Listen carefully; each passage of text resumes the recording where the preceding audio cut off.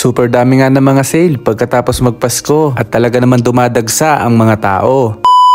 For today's video nga pala ay maraming mga murang bilihin ngayon dito sa Canada. Kaya naman naghahanda na kami papunta sa mall. Sa totoo lang wala naman talaga kaming planong bumili ng kahit ano. Gusto lang naman talaga namin makipagsiksikan at makigulo. Paalis na nga kami at pupunta kami sa isa sa pinakasikat na mall dito sa Calgary. Dahil na rin napakaganda ng daan at hindi masyadong malamig sa labas. Sana nga ganito na lang ang winter dito sa Canada para hindi nahihirapan ng mga tao. Pero sa aming matagal nang naninirahan dito sa Canada, masasabi kong nasanay na rin kami at natanggap na rin namin na ganito talaga ang pamumuhay dito sa bansa ng Canada. Kung bago ka nga lang dito sa Canada o nagpaplano ka palang pumunta rito, kailangan mo talagang paghandaan at ihanda ang sarili mo pag ganitong mga winter. Nandito na nga kami ngayon sa Cross Iron Mills. Isa ito sa pinakasikat at dinadayong mall dito sa buong probinsya ng Alberta. Wow. 10 AM na nga ng umaga kaya naman napaka-traffic na bago ka makapunta sa mall. Kahit naman yung mga lugar na bawal mag-park ay talagang isinisiksik pa nila ang kanilang mga sasakyan. Halos inabot nga kami ng kalahating oras bago kami makapag-park dito sa may parking area. Ngayong araw nga pala ay December 26 at pagkatapos nga ng Christmas ay may sineselebrate dito sa Canada na tinatawag nilang Boxing Day.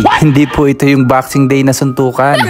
Ang Boxing Day ay isang national holiday dito sa Canada kung saan karamihan ng mga paninda dito ay binabaksak nila ang presyo mula 30% off at umaabot hanggang 75% off. Taon-taon na lang etong Nike ang may pinakamahabang pila dito sa Cross Iron Mills. Wow. 5 AM pa lang nga ng umaga ay talagang may mga pumupunta na dito para pumila pa lang sa labas ng mall. Karamihan nga ng mga pumupunta at dumadayo dito sa mall ay mga tagalabas ng Calgary. Dahil naman kasi itong Boxing Day nga ay tumatagal naman ng 1 linggong sale. Kaya naman pwede kang hindi makipagsiksika ng December 26. Mag-comment ka lang kung isa ka sa nakipagsiksika ng Boxing Day. At talaga namang sobrang dami din talagang mga Pilipino ang makikita mo dito sa mall. Minsan nga isipin mo na lang na parang nasa SM Mega Mall ka lang. Pero alam mo ba na hindi lamang dito sa Canada merong Boxing Day sale? May mga bansa din na nagse-celebrate o merong Boxing Day sale. Katulad na lang nga din ng Australia, New Zealand, South Africa at ibang mga bansa sa Europe. Heto nga, nagyaya dito si Mama Shell sa Victoria's Secret. Wala namang pila sa labas kaya naman pumasok kami sa loob nito. Sobrang dami nga nilang sale at magagandang deals. Kaya naman nabudol si Mama Shell at napabili talaga siya.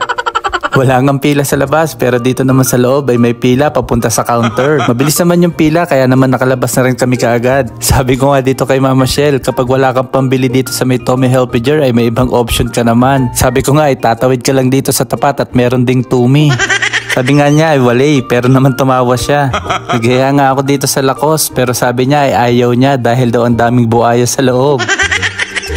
Bago nga kami umuwi ay dumaan muna kami dito sa Laura. Pero nag-window shopping lang talaga dito si Mama Shell. Dahil kahit naka 50% off sila ay talaga namang medyo mahal pa rin yung presyo. Dito na lang nga kami pumunta sa may Plato's Closet at naka 50% off sila sa mga items nila. At hindi naman kami nabigo at dito nga kami nakabili ng mga damit. Para sa amin ito ang pinakamagandang thrift store dito sa lugar namin sa Calgary. Dahil nga sa tuwing pumupunta kami dito ay hindi pwedeng wala kaming nabibili. At kapag ganito din ngang December 26 at pagkatapos ng Pasko ay masarap mamili ng mga pang Christmas decoration. At dito nga sa Superstore ay umaabot hanggang 75% off ang discount nila sa mga Christmas decoration. Kaya naman marami ring mga tao ang inaabangan ng ganitong mga sale. Kaya naman bago ka talaga lumabas ng bahay ay talaga pag-isipan mo muna.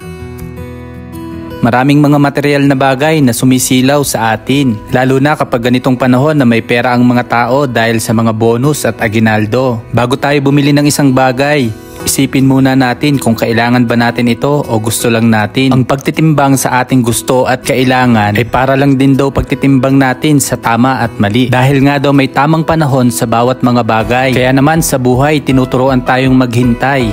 Maghintay sa tamang mga bagay at tamang mga pagkakataon. Para daw kung dumating sa atin ang tamang bagay o pagkakataon, ito'y naaayon at tayo'y nakahanda.